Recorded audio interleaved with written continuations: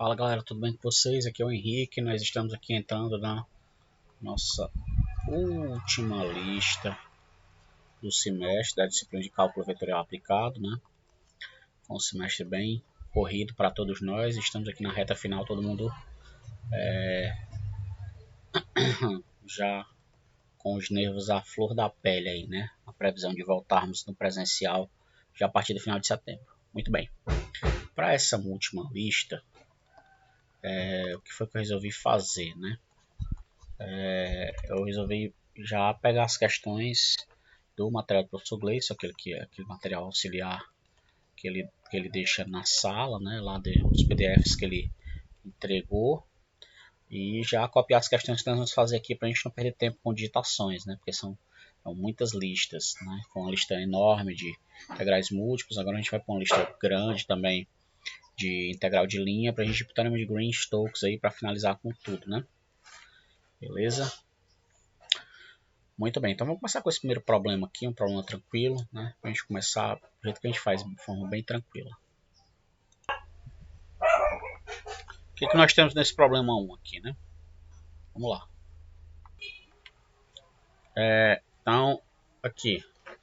Calcular e esboçar o vetor associado ao ponto P1, 2 e Q menos 1, menos 1 por esse campo aqui na primeira, né?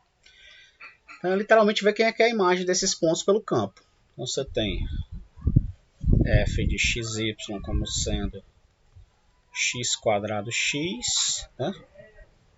Obviamente essa f ele não diz, mas é uma f que vai de um subconjunto do R2 no R2, né? Dada por essa lei de formação. Então vamos lá. Quem é que é o f de P? Basta você perceber que o f de P é justamente o f de 1, 2, ou seja, é 1 ao quadrado, 2, que é o próprio 1, 2, né? Da mesma forma, se você olhar o f de Q, é o f de menos 1, que é menos 1, aqui vamos ajeitar, né? Aqui é menos 1 ao quadrado, menos 1 ao quadrado, menos 1. Vai ser 1 menos 1. Pronto. Então vamos esboçar aqui os caras, né? Você vai ter aqui, por exemplo, PF de P. Vamos fazer um único plano aqui. Ou você pode colocar lá na calculadora do GeoGebra, você vai ter isso aí bacaninha também. Vamos lá, tentar fazer o esboço. Que a reta fica reta. Isso é bom. X, Y. Aí a gente vem aqui, ó. 1, 2, né? Então você vê aqui. 1, 2. Então esse cara aqui é tanto o P como o F de P. Eles são exatamente a mesma pessoa. O P e o F de P.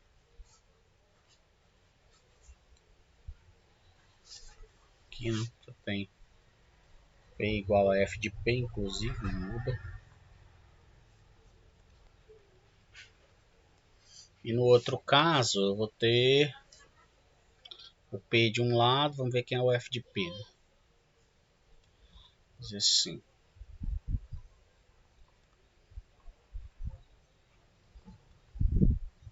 Você vai ter primeiro ponto, menos 1, menos 1. Menos 1, menos 1. Esse aqui é o Q, né?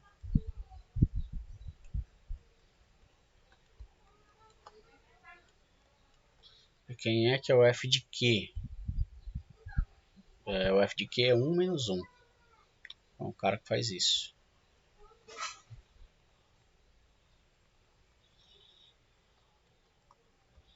Então, esse é o F de Q. Tem um isomorfismo aqui, ponto, vetor também, tranquilamente. Certo? Você tem esse isomorfismo aqui. Para a segunda a gente tem que fazer a mesma coisa, né? Vamos para a segunda. Você vai ter o vetor associado. Você tem... Agora fugiu aqui. Deixa eu tirar um pouco do zoom. tirar um pouco do zoom. Você tem a função f, o campo f como sendo um campo cujas funções coordenadas são xy, z2 e x, e nós temos p 0, 1, 1 e q, só corrigir isso, né? Aqui é uma vírgula, q como sendo o ponto ou vetor de coordenadas 2, 1, 0. Né? Vai depender especificamente do que você queira fazer. Vamos lá, quem é que vai ser o f de p? O f de p é o f de 0, 1, 1. Isso aqui vai ser 0 vezes 1, 1 ao quadrado, 0. Ou seja, é o vetor ou ponto de coordenadas 0, 1, 0. O f de q vai ser quem? O f de q vai ser o f de 2, 1, 0. Ou seja, vai ser o ponto ou vetor de coordenadas 2 vezes 1, 0 ao quadrado, 2. Então vai ser o vetor de coordenadas 2, 0, 2. Né? Vamos fazer o esboço agora desses dois caras aqui. Né? Então aqui, galera, a gente vem aqui para a calculadora do GeoGebra e vamos dar uma olhada nos vetores lá, né? Só voltar aqui, a gente tem, ó, o 101, tem que ser em 3D, acho que é aqui que eu coloco em 3D, calculadora 3D. Pronto. Você vê no GeoGebra Calculator aqui, ferramenta muito boa, viu? Então, quem é que é o f de p? É o 010. Opa, foca aqui. 01, 01, 0, 0. Que é justamente o ponto que vai ficar sobre o eixo Y. Esse eixo verde aqui é o eixo Y. Aí tá aqui o ponto A, né? Aí esse A é o f de p. Aqui, então você só marca ele aí. E o ponto B, que é justamente o f de q, você tem o ponto 202. Que esse aqui é o ponto que vai estar justamente na diagonal que pertence ao plano. Esse plano é o plano X. Esse plano é o plano XZ, né? Então, você tem aqui o 202, esse ponto. Então, você tem aqui o cara, ó. Tá aqui o plano XZ. Ó, o ponto como fica elevado em relação aos outros, né? Esse plano é o plano XZ, certo? E aqui a gente tem o eixo Y de verde, ó. Porque naquela perspectiva pareceu realmente que a gente tinha que esse ponto estava planar, mas na verdade não tá, né? Deixa eu ver se eu coloco ele aqui como vetor. Tem um jeito aqui para colocar ele como vetor, só para a gente ver, né? Coordenadas cartesianas, não lembro, mas se você colocar ele como vetor, você consegue colocar ele aí. Ok? Muito bem. Então, o calculador do GeoGebra a gente consegue fazer isso tranquilamente aqui. Beleza, vamos para a próxima. Então, para esse problema 8 aqui, galera, eu tenho que provar que esse campo não é conservativo, né? Então, a gente tem que lembrar o seguinte: o que significa um campo ser conservativo? Então, a gente sabe que f é conservativo se existe uma função potencial, se é possível, né, adquirir uma função potencial. Então, diz assim, f é conservativo se existe, né, uma função potencial v, né? Você supõe que a f está, se você supuser, por exemplo, que a f está definida no subconjunto ômega do R3 no R3, né? Então tem que existir uma função v que vai do mesmo ômega, né? Ou pelo menos do interior do ômega, não precisa ser do ômega todo, mas vamos aqui, se esse ômega for aberto tudo bem, mas se não for, você supõe pelo menos Garantir pelo menos que ela é definida dentro do interior do ômega, né? Para a gente não ter problemas com relação à existência das derivadas parciais, né? Vamos botar o ômega, para a gente não ter esse problema com generalidades aqui. Então, a V, se existe uma V definida do ômega, do subconjunto ômega do R3 na reta, de tal forma que a F grande, né? A F grande é o gradiente da V, né? Então, se existir, tá lá em cima, nem precisa disso aqui. F grande, gradiente da V para todo P em ômega. Então, se a gente conseguir isso, a gente vai dizer que esse campo é conservativo. Se você supuser que existe uma função potencial. Outra forma é você recorrer aqui ao teorema 2.4, né? Se ele não for conservativo, então não ocorre a igualdade dessas derivadas parciais. Vamos colocar essa condição aqui, né? Como um ou, né? Uma outra situação lá, né? Então, isso aqui, né? Você pode facilmente garantir isso aqui, certo? Ou teorema 2.4, que é, cadê o teorema 2.4 aqui? Ou teorema 2.4. Se f é conservativo, então isso equivale. Consequentemente, a gente vai usar a contrapositiva, né? F não conservativo, alguma dessas igualdades, pelo menos uma dessas igualdades não vai ser verdadeira, né? Então vamos lá, vamos usar o teorema 2.4 aqui. Primeiro vamos usar o teorema. Pelo teorema 2.4. Muito bem. Então vamos ver, quem é que é df1 dy? df1 dy vai ser a derivada dessa função coordenada em relação a y, que é z. E df2 dx é a derivada dessa função coordenada em relação a x, também dá z. Então essa não furou. Ok, né?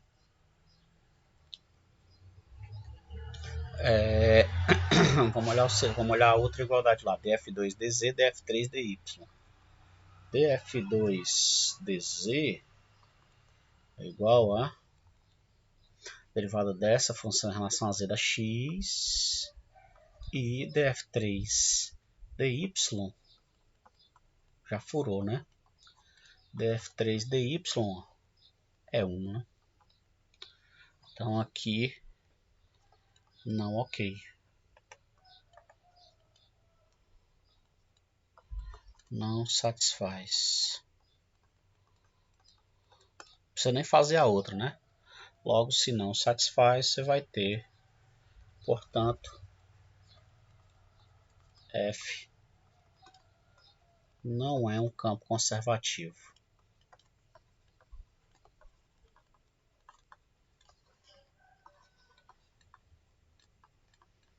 Muito bem. A outra forma, como eu disse para vocês, é usar a definição, né? Você faz o seguinte, você supõe que tem que existir uma função de tal forma que, jeito 2 é usando a definição,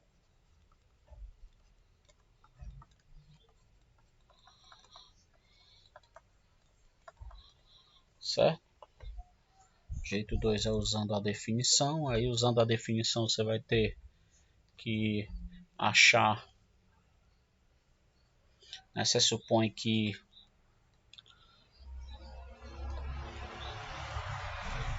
suponhamos que a gente tenha uma v de xyz tal que o gradiente da v seja f, né? Então você vai ter aquelas três condições lá. Primeiro, dv dx é igual a essa primeira função coordenada yz, dv dy é igual à segunda função coordenada xz, e dv dz vai ser igual à terceira função coordenada, que é y. E aí você tem três expressões para ver especificamente, né? Você vai ter, por exemplo, por um lado, quem é que vai ser v de xy? V v de xyz, desculpa, né? Vai ser uma primitiva de dv dx em relação a x, mais uma função que dependa apenas de yz. Da mesma forma, ou melhor, por outro lado, você vai ter que a v de xyz é uma primitiva de dv dy em relação a y, mais uma função k2 que depende apenas de x e z. E por outro lado, você vai ter que v de xyz, você teria que v de xyz é uma primitiva de dv dz em relação a z, né? Tal que mais uma coisa que dependa apenas de x e z, uma função k3 que depende apenas de x e y, desculpa, né? Aqui você precisa entender, né? As derivadas parciais vão existir, supondo que as derivadas parciais vão existir em todos os pontos do domínio, a gente garante que essas integrais existem, né? A gente precisa abrir esse parêntese aqui para fazer esse comentário. Deixa eu só justamente essa condição para integrabilidade. Só um minuto. A gente precisa fazer um comentário acerca da integrabilidade aqui, né? Senão pode ser que essa coisa não exista. A priori, por que essas derivadas parciais existem, né? Então, supondo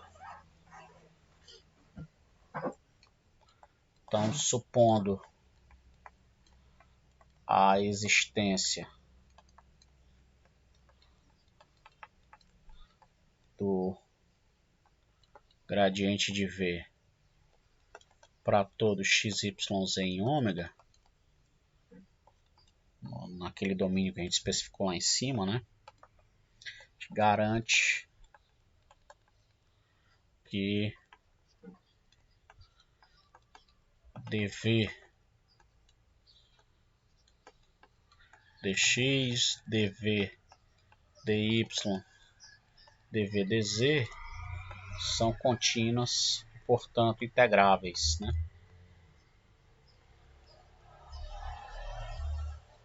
Contínuas pelo menos em relação à sua própria variável, quando eu olho cada uma delas como uma função de uma variável para cada uma dessas variáveis específicas, né?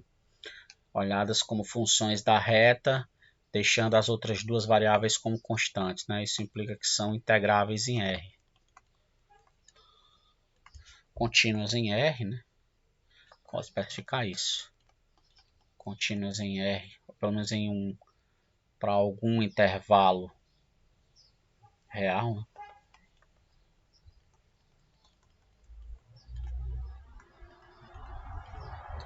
Isso implica que são integráveis, né? Que existem as primitivas. Porque perceba que nada disso faria sentido se eu não garantisse alguma coisa desse tipo, porque essas primitivas poderiam não existir, né? Então eu faço esse comentário para que cada uma dessas primitivas existam aqui, ok? E aí se você fizer essa conta, você vai perceba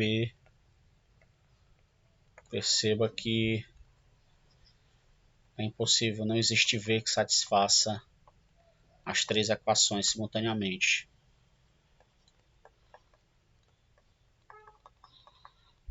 Não existe V que satisfaça as três expressões simultaneamente. Você faz essa conta fácil.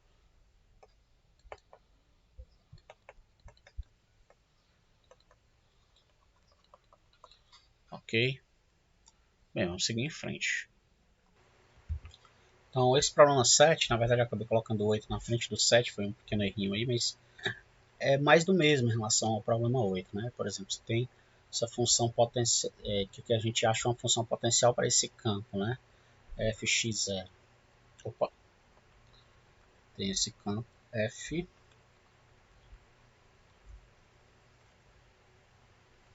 igual a x0. Então você tem uma uma função cujas funções coordenadas são x e a função identicamente nula. E o meu objetivo que eu preciso é achar uma função potencial, né?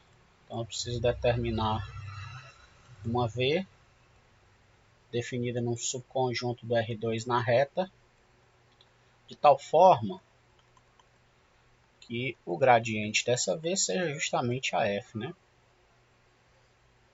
Ou seja, o gradiente da minha função V é o vetor, né, a função vetorial de coordenada x0, né? Muito bem. Supondo que isso seja possível, o que é que nós vamos ter? Dessa forma, teremos. Você observa que essa função diferenciável em toda a reta, a função identicamente nula também não só diferenciável, mas contínua, ambas contínuas e diferenciáveis, né? O que é que a gente tem, por exemplo? Nós temos que Vx, a derivada de V em relação a x é x, né? Então nós temos que a minha função V de xy vai poder ser escrita de novo, contínua, né? Toda reta integrável em relação a rima em relação a x em toda reta, né? Então existe uma primitiva. Quem é que vai ser essa primitiva? V de xy vai ser a derivada de Vx em relação a x, né? Isso aqui vai ser a integral de x, aliás, só um complemento aqui. A integral de Vx em relação a x mais uma função k1 que depende apenas de y, né? Essa função k1 pode ser até uma função constante, não tem problema, né? A questão é que ela não depende de x. Quando eu derivo ela em relação a x, essa derivada dá zero, né? Isso aqui vai ser a integral de x dx mais essa k1 que depende apenas de y, ou seja, a minha v de xy vai poder ser escrita como sendo x² sobre 2 mais, vamos dizer assim, essa pode até colocar mais essa k1 de y mais uma certa constante a grande, né? Onde esse a grande é um número real. Você pode integrar esse a grande a esse termo que dependeria só de y, mas para evitar qualquer tipo de confusão, a gente vou tirar esse aspecto aqui, tá? Agora vamos lá, da mesma forma, o que eu tenho lá? Aqui eu também poderia pensar no teorema lá 2.14, mas como ele vem antes, vamos tentar achar a função potencial dessa forma, né? Mas o teorema lá da página 13 resolve também. Quem é a VY, a derivada parcial de V em relação a Y? É a função identicamente nula, né? Então, quando você olhar isso aqui, quem é que vai ser? Se você olhar para cá, então isso significa que a minha função V de xy, né, o que a gente sabe? Que se a derivada da função em relação à variável é zero, é porque isso se... aqui eu teria que fazer uma consideração, né? Teria que pensar que o domínio era conexo, né? Para poder garantir isso que eu vou dizer agora. Essa derivada da função, como a derivada parcial pode ser encarada como a derivada de uma função real em uma das direções, a gente está no R2, né? E ele não explicita o domínio, eu posso supor que a derivada em relação a y é constante, e isso significa que a v ela não depende de y. Se ela não depende de y, eu posso escrever essa v como sendo apenas uma f pequena que depende apenas de x, né? Esse problema aqui, certo? E aí eu comparo essas duas funções, né? Então, por um lado,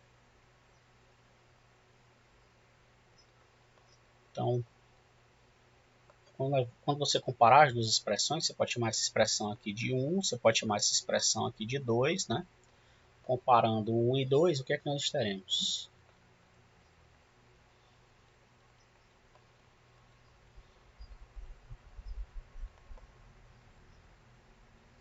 O que nós vamos ter quando a gente comparar 1 e 2 aqui? nós vamos ter o seguinte. Nós vamos ter que... Você pode pensar f de x como sendo x ao quadrado sobre 2 mais a, isso sem nenhum problema. Você tem uma identidade de funções, né? Observe que aqui a gente tem uma... fazer de outra cor para não... Observe que aqui a gente tem uma identidade de funções bem definida, né?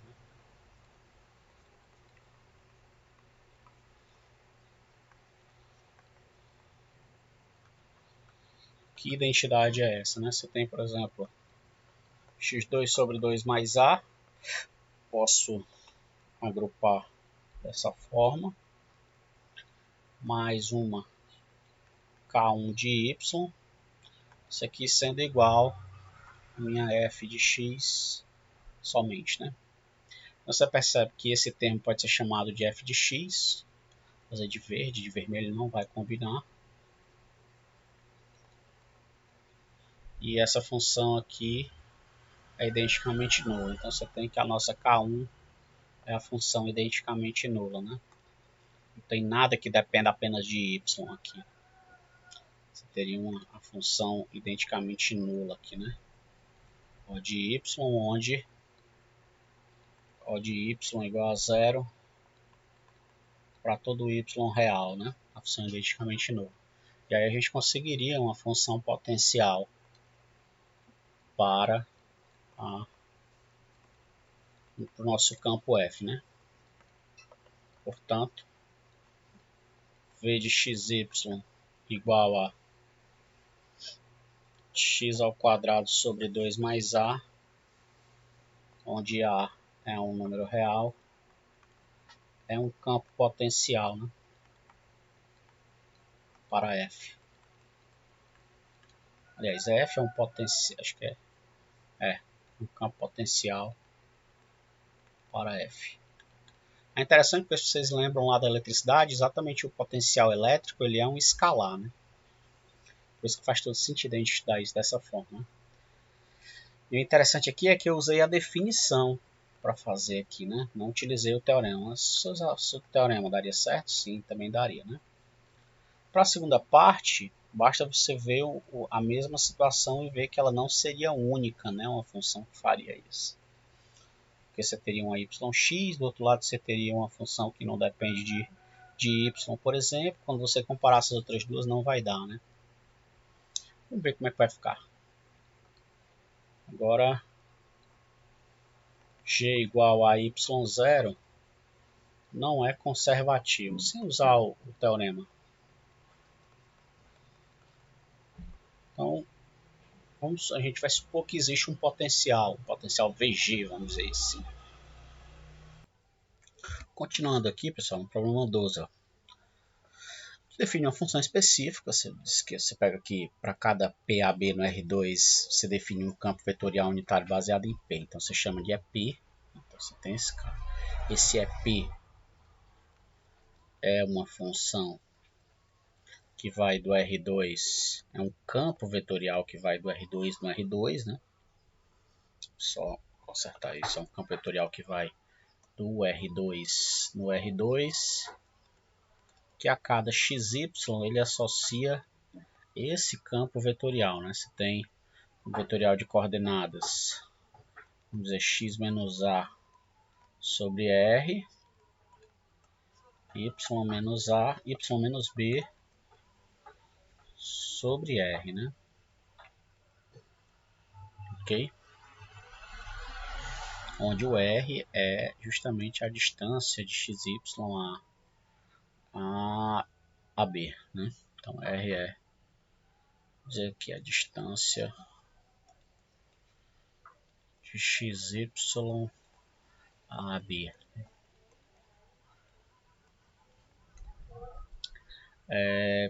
Se você olhar basicamente o que esse campo faz, esse campo pega um ponto, você tem aqui um ponto AB qualquer no R2, né? E aí você pega aqui, lá você pega aqui, por exemplo, você tem aqui o sistema de coordenadas, você tem aqui o vetor AB, Aí você escolhe aqui um vetor xy, né? Então aqui você tem uma equipolência, né, desse vetor do xy. E aqui você tem, não necessariamente ele, mas um equipolente ao vetor x menos y, né? O vetor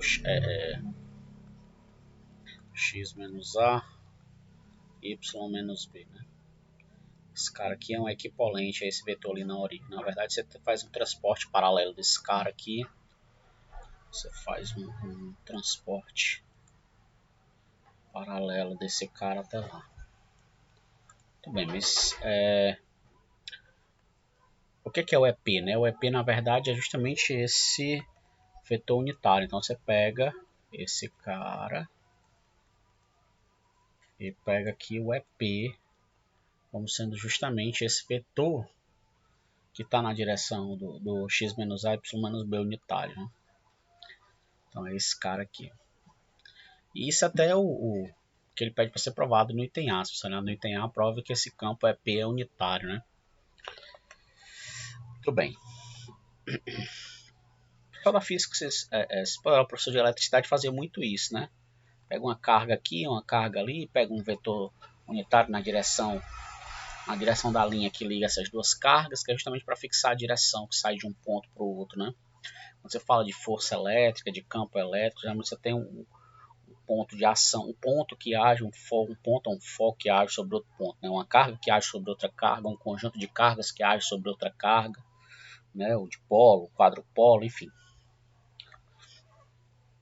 Mas é basicamente isso, é uma forma de você definir aqui esse vetor direção de uma linha de ação de um ponto a outro, né?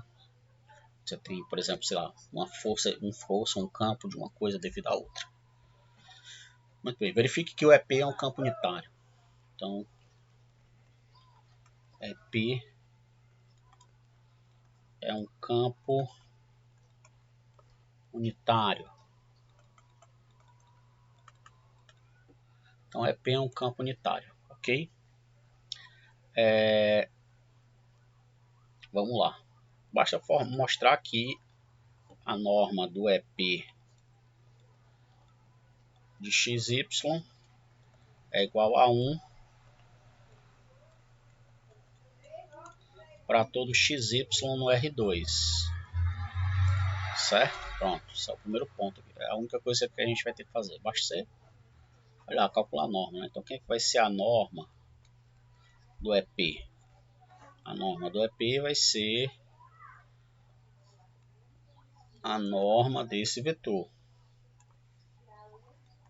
X menos A sobre...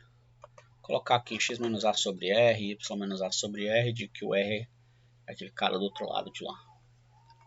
X menos A sobre R, y menos A sobre R,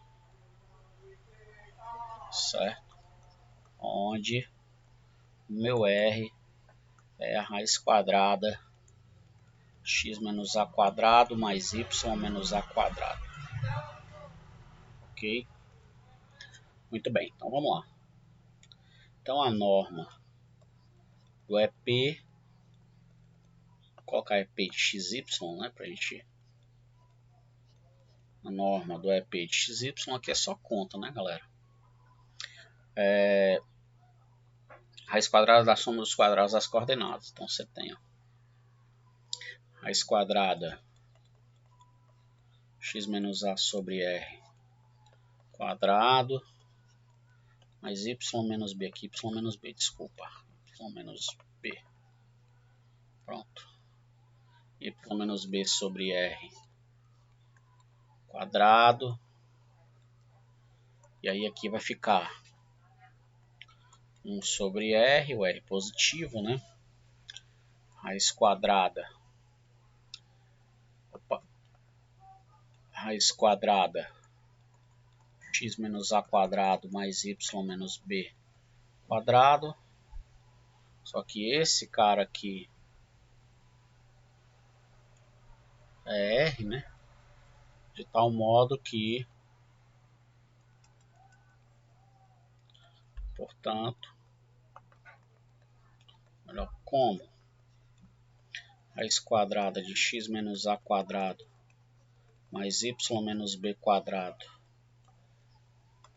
é R, segue que a norma do EP de xy é igual a 1 sobre R vezes R igual a 1 para todo xy,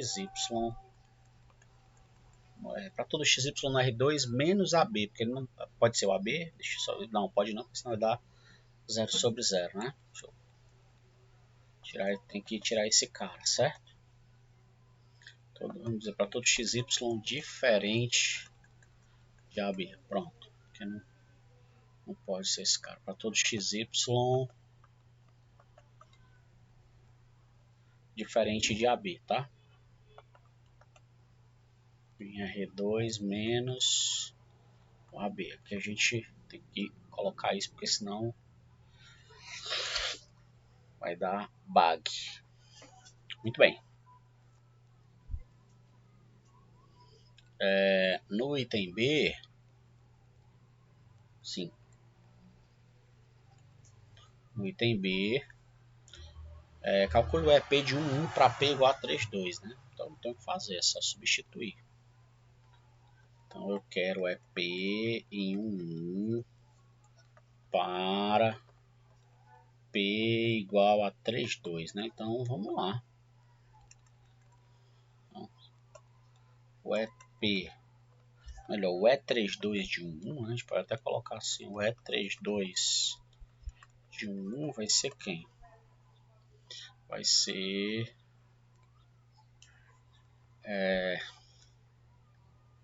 seu vetor cujas entradas são, né? Então primeiro, x menos a sobre, aí pode até pensar em calcular o R aqui logo aqui em cima, fica mais fácil, né? Vou colocar aqui embaixo para a gente calcular o R logo. Pronto. Aqui na luz é bom que dá para fazer isso, se não fosse tinha que apagar. Então observe que R igual a raiz quadrada de x menos a quadrado mais y menos b quadrado é igual a raiz quadrada de 1 menos 3 quadrado 1 menos 2 quadrado. Então isso aqui vai ser 4 mais 1 raiz de 5, né? Pronto. Calculamos o valor do R. Muito bem. 1 menos 3 raiz de 5 e aqui 1 menos 2 raiz de 5. De tal forma que o E32 para 1 é igual, é exatamente o vetor menos 2 sobre raiz de 5 menos 1 sobre raiz de 5. O que isso quer dizer? Isso quer dizer que esse vetor é justamente o vetor unitário, é um vetor unitário que está na mesma direção da reta que liga os pontos 1, 1 e 3, 2, né? Então a gente tem que... Esse cara aqui é justamente isso, ele pede para a gente interpretar, acho que ele pede para a gente interpretar isso no item C, né? Calcular uma função potencial para o EP, né? Então, ver aqui quem é aqui no item C. Uma função potencial para EP.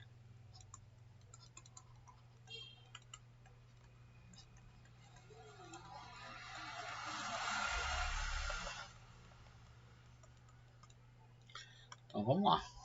Vou colocar mais uma página. Salvar bien, como dizem os franceses, né?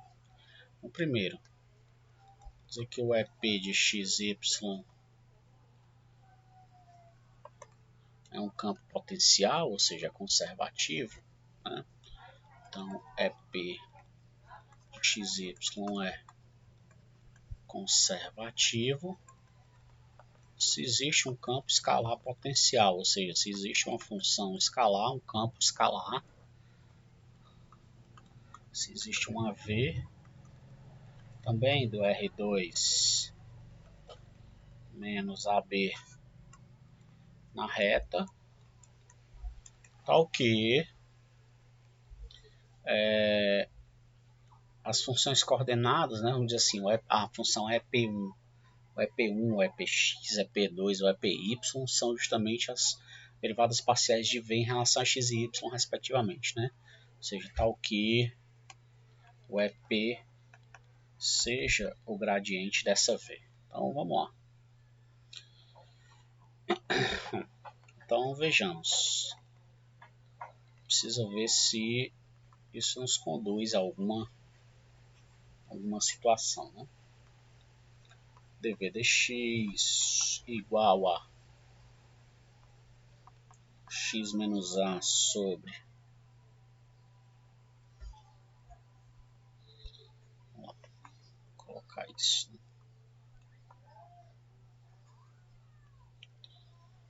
Ficou feio, né?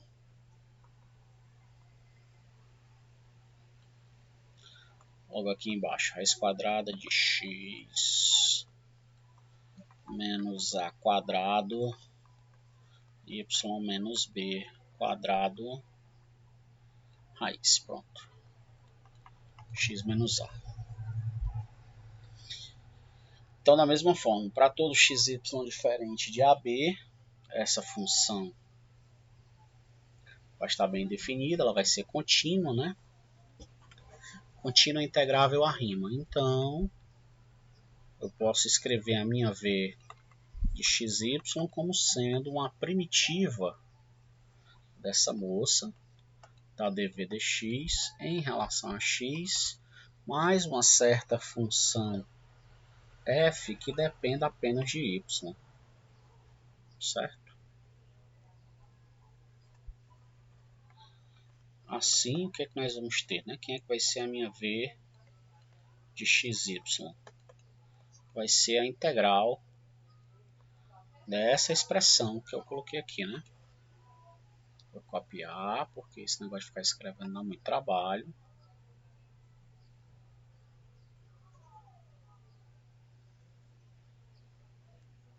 Bom, pronto. Deixa eu pegar tudo.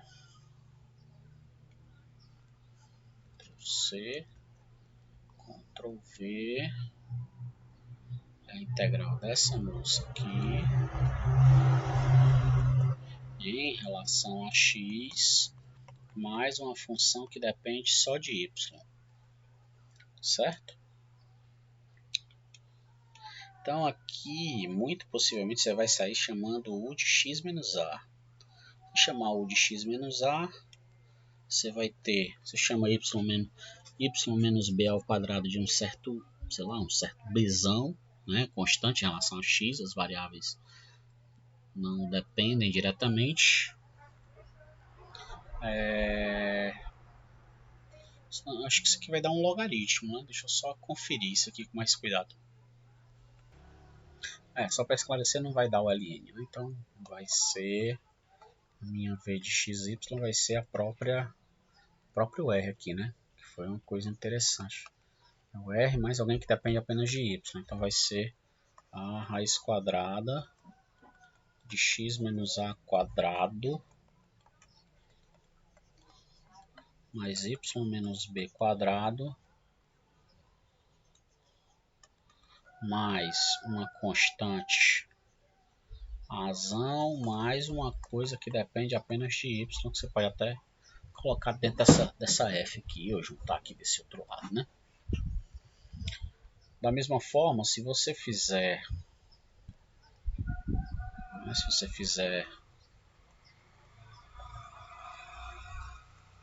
se você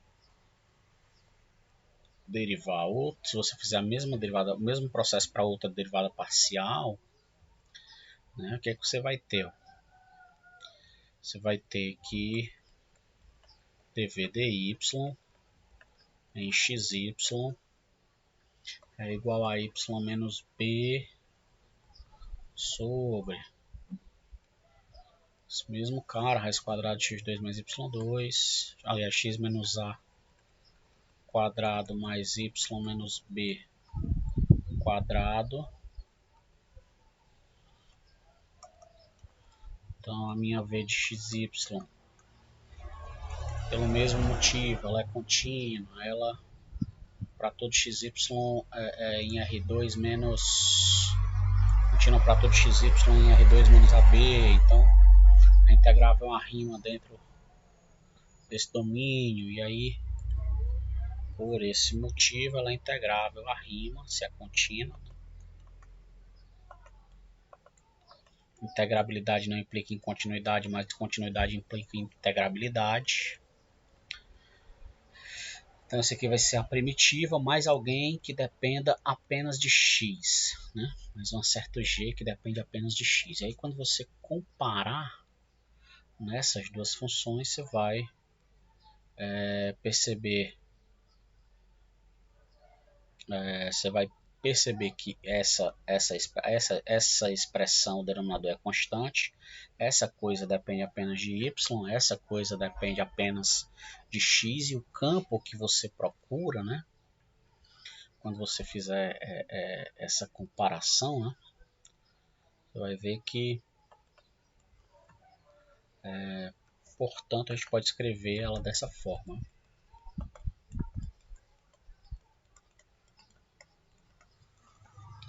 Como é que a gente pode escrever a nossa v de xy?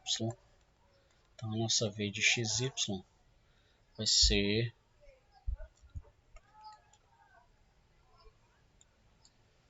x mais y menos a mais b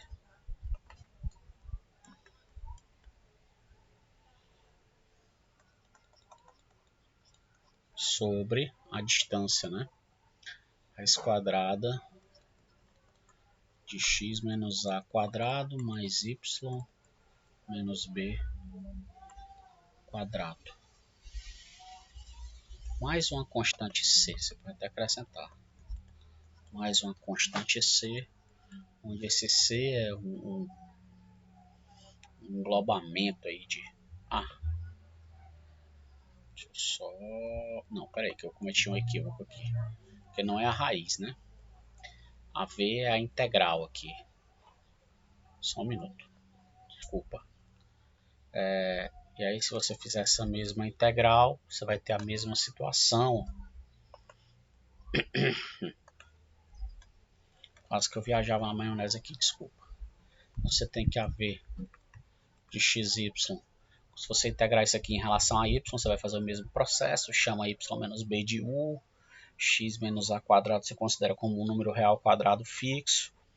E aí, quando você fizer isso, fizer essa mudança de variável, você vai achar que essa v de xy é igual também a essa função, raiz quadrada de x menos a quadrado mais y menos b quadrado, mais um bzão que é constante, mais uma certa função que depende apenas de x, né?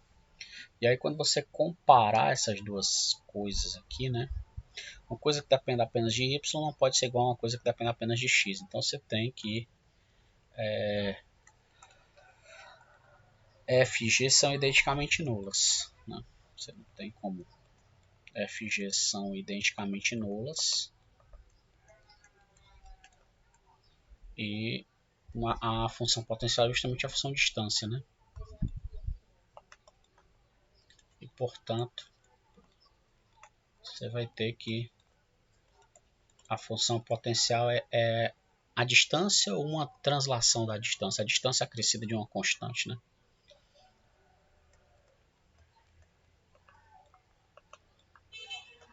Certo.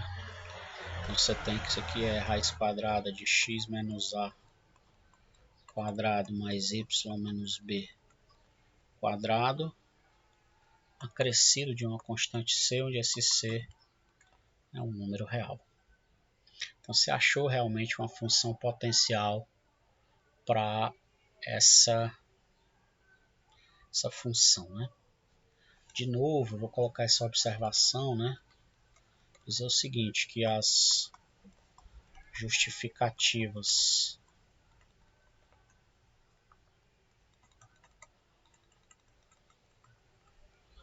para a integrabilidade